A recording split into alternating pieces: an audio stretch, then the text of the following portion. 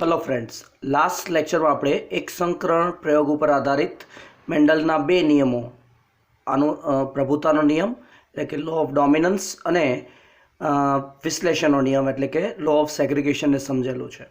આ બંને નિયમો આપણી ટેક્સ્ટ બુકના પેજ નંબર 75 ઉપર આપેલા છે અને આ બંને નિયમો એક સંકરણ પ્રયોગો ઉપર આધારિત છે। હવે જો તમે પેજ નંબર 76 અને 77 ને જોશો તો એ ટોપિકો જે આપેલા છે એ ટોપિકો છે ઇનકમ્પ્લીટ ડોમિનન્સ એટલે કે અપૂર્ણ પ્રભુતા અને કોડોમિનન્સ એટલે કે સહપ્રભુતા અને બાદમાં પેજ નંબર 78 થી દ્વિસંકરણ પ્રયોગ શરૂ થાય છે। તો હું હાલ એક સંકરણ પ્રયોગ ઉપર આધારિત જે પ્રભુતાનો નિયમ અને વિશ્લેષણનો નિયમ છે એ સમજ્યા બાદ સીધો ટોપિક શરૂ કરું છું। એ પેજ નંબર 78 ઉપર આપેલો છે જેને આપણે બે જનીનોનું વારસાગમન એટલે કે દ્વિસંકરણ પ્રયોગ ડાયહાઇબ્રિડ ક્રોસ તરીકે ઓળખીએ છીએ। આ દ્વિસંકરણ પ્રયોગની હું શરૂઆત કરું, એને સમજાવવાની શરૂઆત કરું એના પહેલાં એક અત્યંત મહત્વના ટોપિકની આપણે ડિસ્કશન કરવાના છીએ અને એ છે સજીવોમાં જન્યુ સર્જન।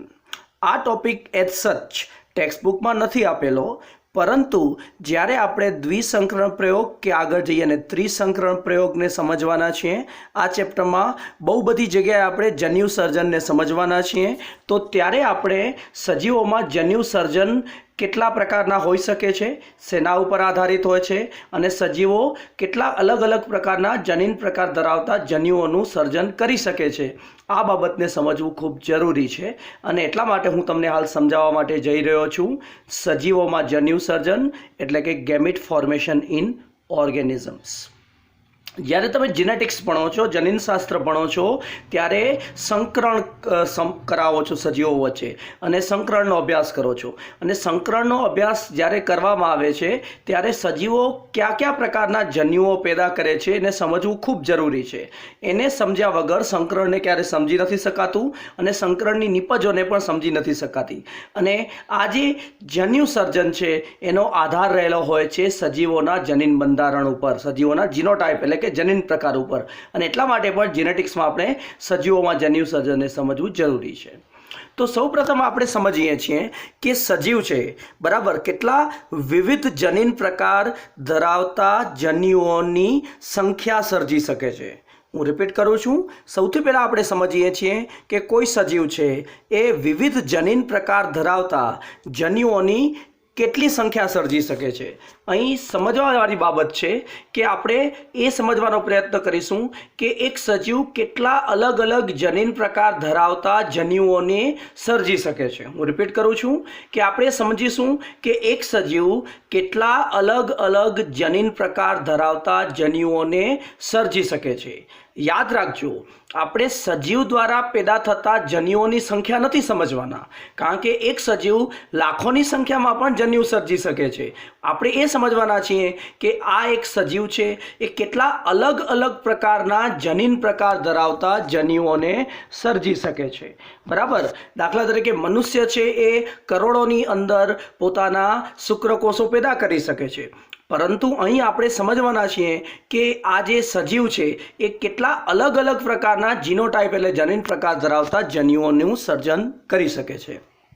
તો પહેલાં આપણે સમજીશું કે વિવિધ જનીન પ્રકાર ધરાવતા જન્યુઓની સંખ્યા, અહીં સંખ્યા ઉપર પહેલાં આપણે ધ્યાન આપીશું કે કેટલા અલગ અલગ પ્રકારના જન્યુઓનું સર્જન કરી શકે છે। જો આ સંખ્યાને જાણવા માટે આપણે એક સામાન્ય સૂત્રને યાદ રાખવાનું છે। સૂત્ર છે 2n। તમે જોઈ શકો છો સૂત્ર 2n। તો અહીં n નું મૂલ્ય શું છે? n બરાબર વિષમયુગ્મી જનીન જોડની સંખ્યા। હું રિપીટ કરું છું કે આપણે એક સામાન્ય સૂત્રનો ઉપયોગ કરીશું અને આ સૂત્રના આધારે આપણે જાણી શકીશું કે એક સજીવ કેટલા અલગ અલગ પ્રકારના જનીન પ્રકાર ધરાવતા જન્યુઓનું સર્જન કરી શકે છે અને આ જન્યુઓની સંખ્યા જાણવા માટે એક સૂત્રનો ઉપયોગ કરીશું, એ છે સૂત્ર 2n, જ્યાં n નું મૂલ્ય છે વિષમયુગ્મી જનીન જોડની સંખ્યા। હું રિપીટ કરું છું, n બરાબર વિષમયુગ્મી જનીન જોડની સંખ્યા। ચાલો હવે આપણે અલગ અલગ ઉદાહરણો લઈ અને આ સૂત્રનો ઉપયોગને સમજીએ છીએ. તો પહેલું ઉદાહરણ છે જ્યાં સજીવનો જીનોટાઈપ તમે જોઈ શકો છો. એ જીનોટાઈપ છે capital A small a, capital B small b અને કેપિટલ C સ્મોલ c. બરાબર. તો તમે અહીં જોઈ શકો છો કે આ જે સજીવ છે એ 3 અલગ અલગ જનીનો માટે વિષમયુગ્મી છે. બરાબર. આ સજીવ છે એ 3 અલગ અલગ જનીનો માટે વિષમયુગ્મી છે. બરાબર. અહીં દરેક જનીન છે એ જોડમાં દર્શાવેલો છે. બરાબર. હવે આ બાબત શું દર્શાવે છે? પ્રથમ તો એ બાબત દર્શાવે છે કે સજીવ દ્વિકીય છે અને એટલા માટે એની અંદર જનીન જોડમાં આવેલા છે. અને અહીં આ જે સજીવ છે એ 3 અલગ અલગ જનીનો છે A, B અને C. એ ત્રણેય માટે વિષમયુગ્મી છે. એની પાસે એક રંગસૂત્ર પર કેપિટલ A છે તો બીજા રંગસૂત્ર પર સ્મોલ a છે. કોઈ એક રંગસૂત્ર પર કેપિટલ B છે તો બીજા એના સમજાત પાર્ટનર ઉપર સ્મોલ b છે અને કેપિટલ C અને સ્મોલ c છે. તો અહીંયા આપણે સૂત્રનો સીધો ઉપયોગને સમજીએ. તો આપણે તમે જોઈ શકશો કે n બરાબર 3 મેં મૂકેલું છે. કેમ 3 મૂક્યું? કારણ કે વિષમયુગ્મી જનીન જોડ. વિષમયુગ્મી જનીન જોડ એટલે કેપિટલ A અને સ્મોલ a એક વિષમયુગ્મી જોડ થઈ ગઈ. કેપિટલ B અને સ્મોલ b એ બીજી વિષમયુગ્મી જોડ થઈ ગઈ અને કેપિટલ C અને સ્મોલ c એ ત્રીજી વિષમયુગ્મી જોડ થઈ ગઈ. તો આમ n બરાબર આપણી મૂલ્ય 3 આવશે. અને જો આપણે 2⁵ 2નું પાવર 3 મૂકીશું તો 2 × 2 × 2 એટલે કે 8 અલગ અલગ પ્રકારના જનીન પ્રકારો ધરાવતા જન્યુઓનું સર્જન આ સજીવ દ્વારા થઈ શકે છે.